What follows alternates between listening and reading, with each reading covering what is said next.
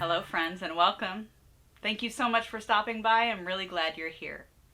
My name is Becca and this channel is all about my love for spinning, knitting, weaving, crocheting, sewing, all the fiber things. I invite you to grab whatever project you have on the go and join me. Let's make some stuff. Today I have something very special to share with you. My one ring scarf is finally finished. So this scarf is a pattern that I started last winter as my winter project. I knew it was going to take a while, so it was my sort of ambitious project for the winter. And yes, it is the end of summer when I am recording this finishing video. So it took a little bit longer than I expected it would, but that's okay. Sometimes that happens. But what I thought I would do today is just sort of sum up the process from start to finish and share my complete journey with the one ring scarf. So if you haven't seen this pattern, there are so many pictures of people who've made the one ring scarf on Instagram and Ravelry that are in all these beautiful colors, and I just knew that I had to make one for myself when I saw all these pictures. The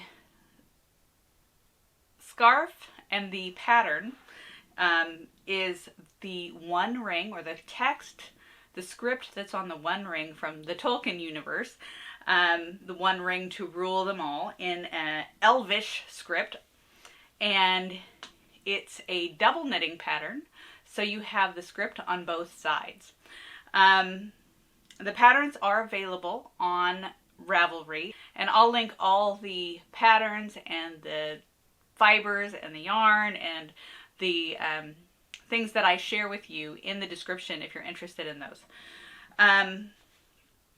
So I first decided I wanted to make it, went and got the patterns. The patterns are charts, which are what's commonly used for double knitting. And this pattern in particular, someone had created the chart of the one ring text, and then somebody else adapted it for double knitting so that because it's text, it reads in a certain direction. It reads right to left. And the text then, because it's on both sides of the scarf, is going the right direction on both sides the way that they did this pattern.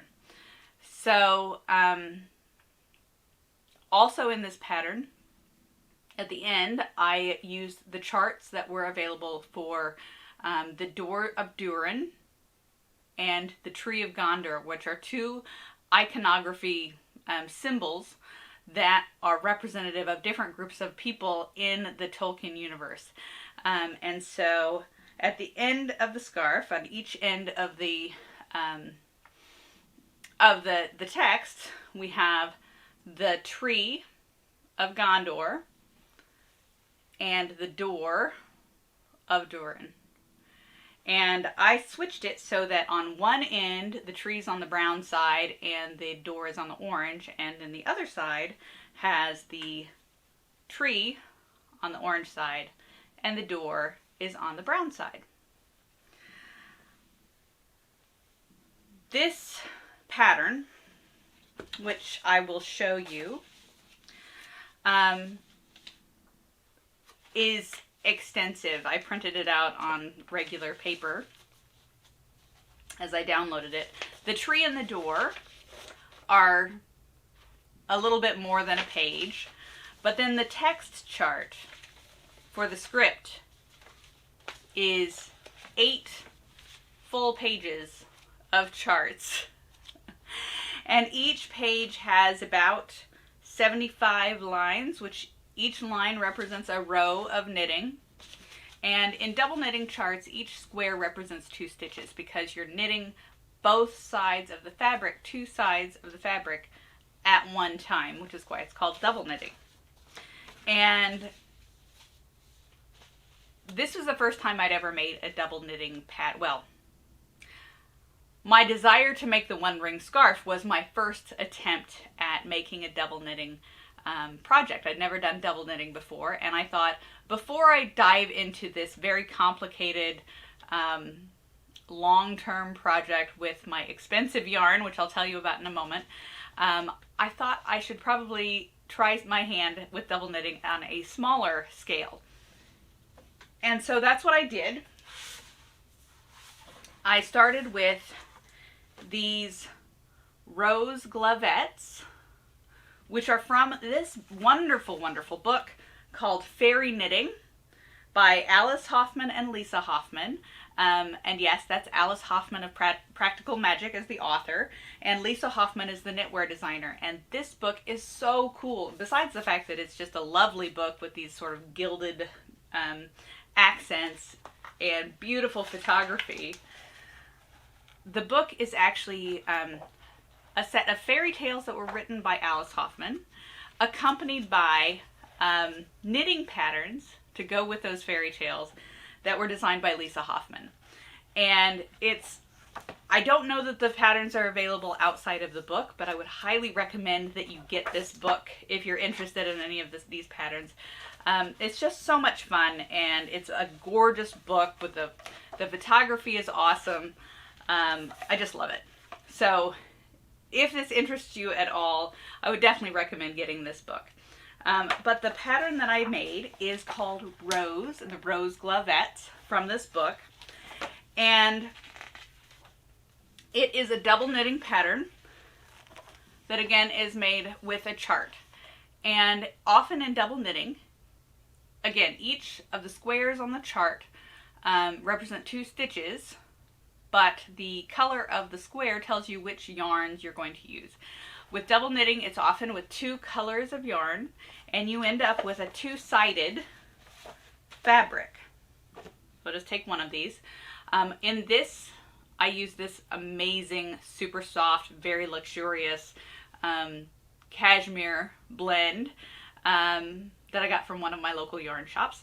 This is, I can't remember the yarn company, but again, I'll put the links in the description. The yarn is called Road to China, and it's just so soft, so soft. But I have this wonderful like pearl gray color, and then this sort of crimson red, which I thought was great for these gloves. But you end up with 2 right side stockinette knitting on either side of the fabric. And in one side, you have one color as the background and the other color is the foreground of your graphic. So it's red background with the gray. And then on the other side, you have the mirror image of that. So gray background with the red in the foreground. And my 2 are identical. And it is 2 layers of fabric, so if I take an area where it's just background and I sort of pull those apart, you can see that it's 2 layers of fabric that sort of lock together when you swap the colors around. So in this chart, and in many double knitting charts, you have white squares and gray or black squares to indicate whether you're going to knit that stitch on each side with the foreground color or the background color, and you end up with this mirror image on both sides. For these glovettes, I knit these in the round on double pointed needles, and I used a technique for double knitting where you knit across your needle with one color, slipping the other side stitches as you go, and then you slide back to the start of the needle and knit across with the second color on the back side. And that worked great, especially for this simpler pattern and knitting in the round, because I only had a few stitches on each of my needles. And I have some videos that I'll link for the process, more tutorial type videos that I did while I was making these, of sort of how it looks during the knitting, and I'll link all of those for you if you're interested, either in the description or at the end of the video. So that was my first attempt at double knitting, and I think they turned out great. I love them. They are 2 layers of wool, or whatever you knit with, so they're super warm, and they're so soft and so pretty. I just love them. So that was the Rose Glovettes from Alice and Lisa Hoffman's book, Fairy Knitting. And after I did that, I felt more confident with my double knitting skills and was prepared to start my double knitting journey with the one ring scarf. Again, this is more stitches, more complicated. You'll see on this chart there's more than 2 colors of squares. We have black and white squares, but we also have red and yellow squares. And that's because the pattern for this double knitting chart is not identical. It's not mirror image on either side. So we have the tree and the door on opposite sides. And then for the text, it can't be mirror image because then on one side the text would go in the right direction and on the other side it would be the mirror image or the reverse. And you want to be able to read it if you can read Elvish. I admit I cannot read Elvish, but you want it to be in the same direction on both sides. So you end up with 4 different combinations of stitches that you could use for each stitch. I mentioned with the gloves that I did those in a technique where you knit across the needle with the first color and then you go back and do the second side. Well, this for this scarf, it's knit back and forth, so you turn the work in between. And so the color that's the background on one side is now your foreground on the other side. And so your 2 stitches that are represented by each square could be both the same color, A or B, in my case brown or orange, or they could be different colors, representing a foreground stitch and a background stitch. And with this one, because I was knitting across, because there are more in a straight needle, and there are more stitches on the needle, I decided to try a technique where I actually, rather than doing one at a time and then going back and knitting each row twice, essentially, I was carrying both yarns in my left hand and doing more of a picking technique, and working one stitch from the right side, the side facing me, and one stitch from the opposite side, back and forth across the whole row. So I was just going across one row. And so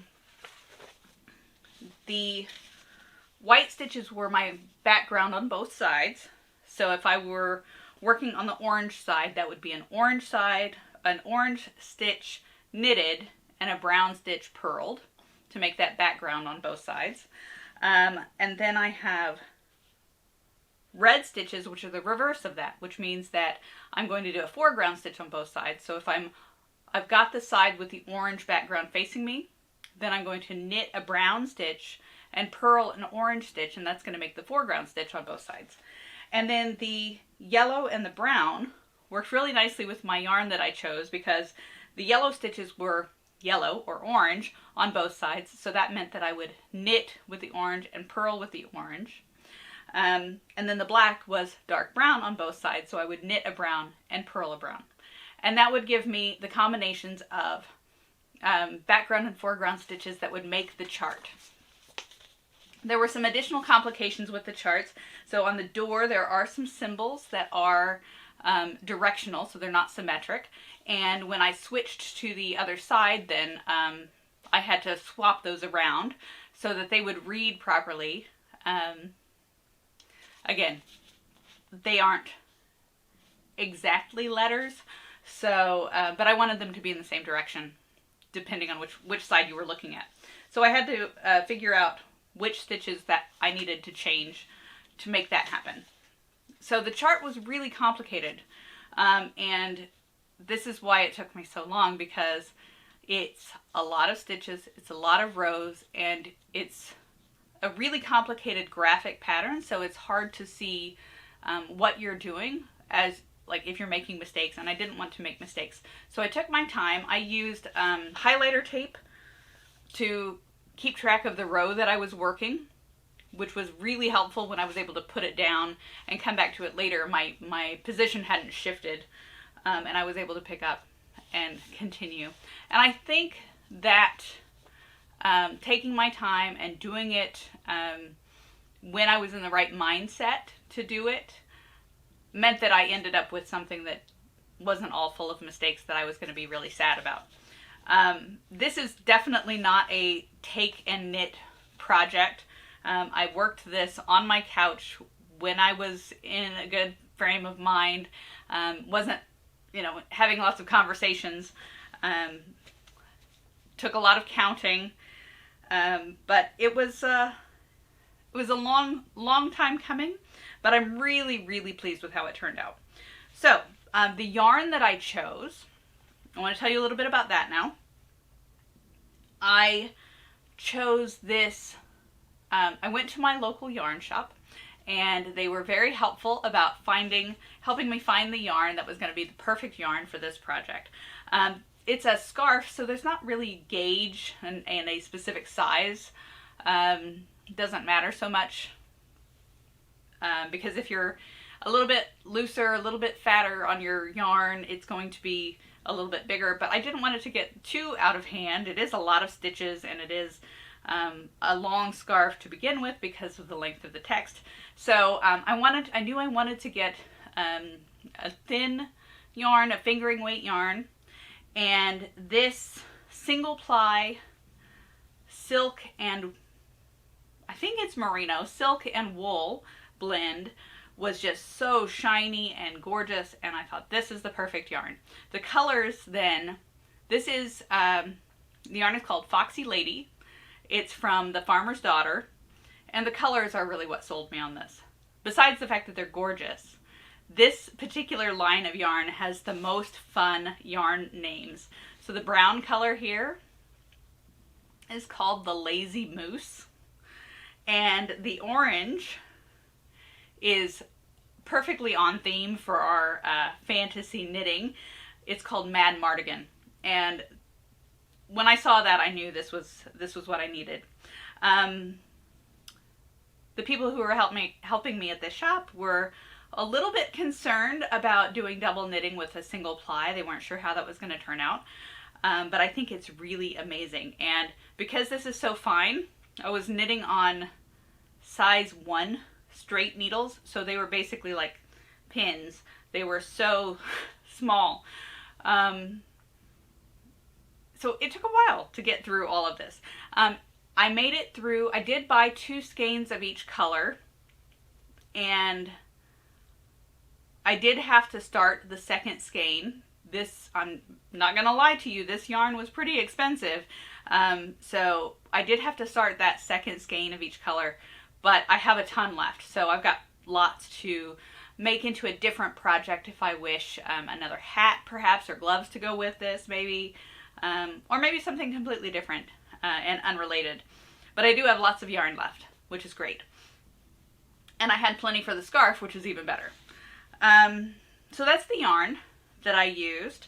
The yarn itself, though, is very delicate with the silk and being single ply, and it's very sensitive to friction. And here I am knitting along on a rectangle that's getting bigger and bigger, and rotating it back and forth and moving it around a lot.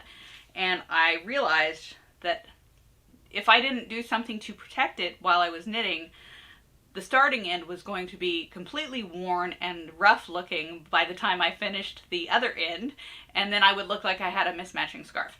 So the way that I handled that was to take my cast on edge and roll it up, sort of like a scarf burrito, as I was working, so keeping the starting edge on the inside, and then the newest fabric was on the outside, getting the next bit of friction. And I pinned it just in place with a couple of small stitch holders that I had, and that worked really well. It did, by the time I was getting toward the end of the scarf, get a little bit heavy, but not so much that I couldn't work it. And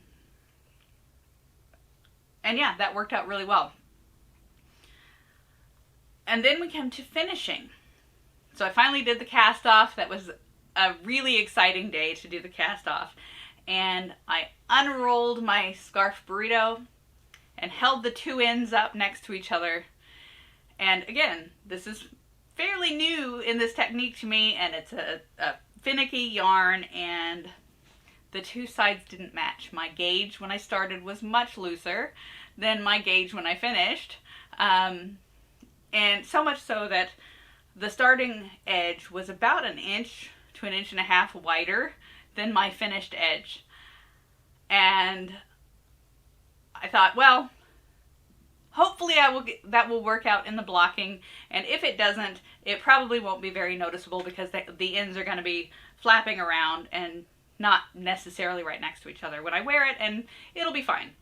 And it turns out, though, a wet block, so I got it wet, completely soaked, wrung out the water, and laid it out, pinned it out on my blocking mats, measured it out, and when I took it off, it's almost perfectly the same, and it's blocking is just amazing. So if you don't block your hand knits, I would definitely encourage you to do it, because it can correct a multitude of problems that we might have with our knitting. It certainly has for me. So definitely would recommend a blocking. And the drape on this is just incredible because of that silk. It's actually fairly heavy, again, probably because of the silk, but because it's 2 layers as well. So it's not a real lofty yarn. I think that it's just going to continue to bloom a little bit as I wear it, and it's just going to get, it's so gorgeous. I love it. So, we've talked about the yarn, we've talked about the pattern, we've talked about the process of double knitting. I think, without further ado, here's the 1 ring scarf.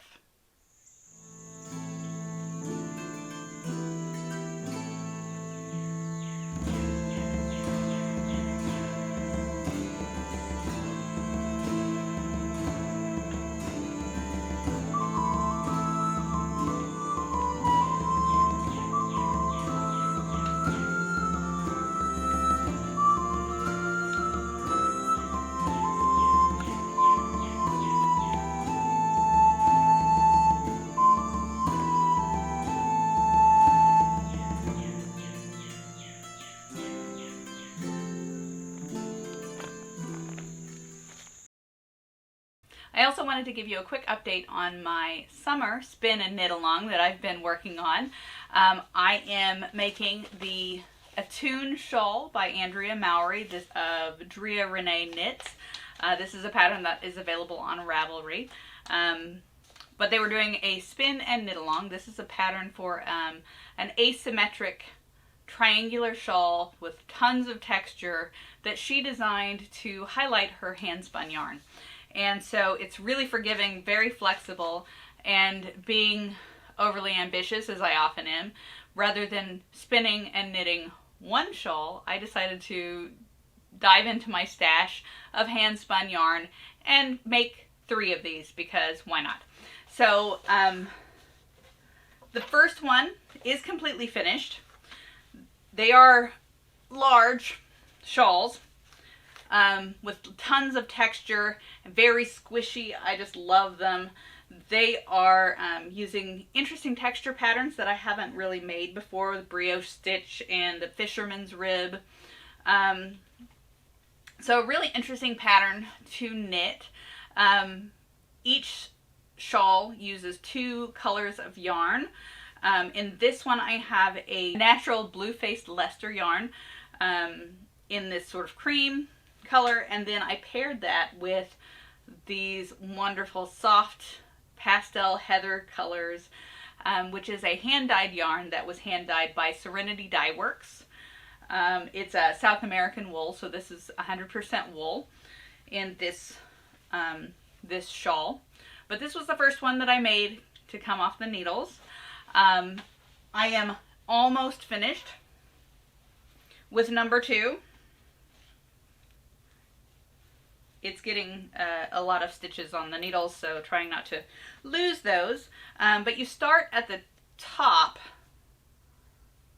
and do the textured stitches here, and then along the bottom edge you do this interesting, it's just garter stitch, but the way the the knitting is constructed, you do knit across with one color and then you slide the work back to the beginning and knit across with the second color the next row. So even though it's garter stitch, it's combinations of knit stitches and purl stitches, knit rows and purl rows, because you're knitting each side twice, which is really important for the brioche. But this one is also wool. 2 wools that I bought, fibers that I bought and spun previously from the Woolery. I have this Merino and Sparkle. I don't know if it's picking it up on the camera, but I'll show you up close. This is called Tale as Old as Time, and it's kind of gray, pastel green, pastel, super light pastel purple in there, but with the sparkle stellina, really makes it magical. And then I'm pairing that with this lovely turquoise, which is a Merino and Zwartbles blend. Again, 100% wool, 2 different sheep breeds, and the Zwartbles sheep is a naturally dark sheep breed, and so that sort of black of that breed took the dye differently than the Merino, and so that turned the fiber into this, or made an amazing depth of color to this turquoise. And I think that the shawl itself is just turning out super beautiful with that combination. So same pattern, but a very dramatically different effect. And finally, I actually did spin some yarn during this spin and knit along for shawl number 3. And that is this wool. I have finished my spin, and these have been, I've set the twist so they are ready to knit and cast on as soon as I finish up shawl number 2. But this is a single heritage sheep breed. This is Welsh Black Mountain. This is the natural color of the sheep, so they're nice and super dark chocolatey brown. And they have little white hairs every now and again, which is kind of cool. So that's the color 1. And then I'm pairing that with this gorgeous, gorgeous fiery reds and yellow variegated, which is another hand-dyed fiber from Serenity Dyeworks. And these are both from, this one and the Pastel Heathers are both from their Spaced Out line of dyed fiber. Also South American wool. So I think that combination in this Attune shawl is just going to be super dramatic and wonderful. And again, very different from the other 2. So I'm excited to see how this one turns out. That's it for this video. Thank you so much for spending some of your creative time with me. Best of luck to you on all your crafting journeys. I hope to see you in the next one. Bye!